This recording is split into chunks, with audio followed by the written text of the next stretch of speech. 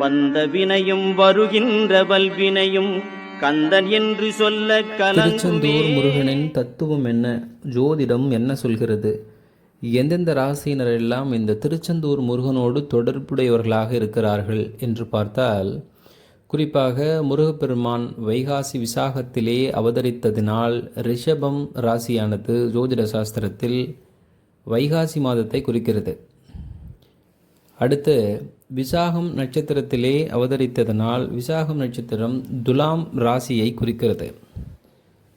இந்த விசாகம் நட்சத்திரத்தினுடைய நட்சத்திர அதிபதியாக இருக்கக்கூடிய ஜென்ம நட்சத்திர கடவுளாக குரு பகவான் இருப்பதனால் குரு பகவானுடைய ஒரு ஆட்சி வீடு நீர் ராசியாக இருக்கக்கூடிய மீனம் ராசியினை குறிக்கிறது. இறைவனின் அருளுக்கு பாத்திரமாக இருக்கக்கூடிய மிக உன்னதமான சூட்சமமான ஜோதிட ராசிகளிலே ரிஷபம், துலாம் மற்றும் மீனம் ஆகிய ராசிகள் வருகிறது.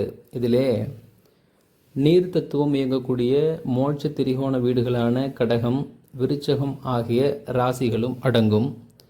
இவை அனைத்தும் நாம் திருச்செந்தூர் முருகனோடு தொடர்புடைய ராசிகள் என்று எடுத்துக்கொள்ளலாம். இந்த ராசிகள் மட்டும்தான் முருகன் அருள்பாலிப்பாரா? அப்படி கிடையாது.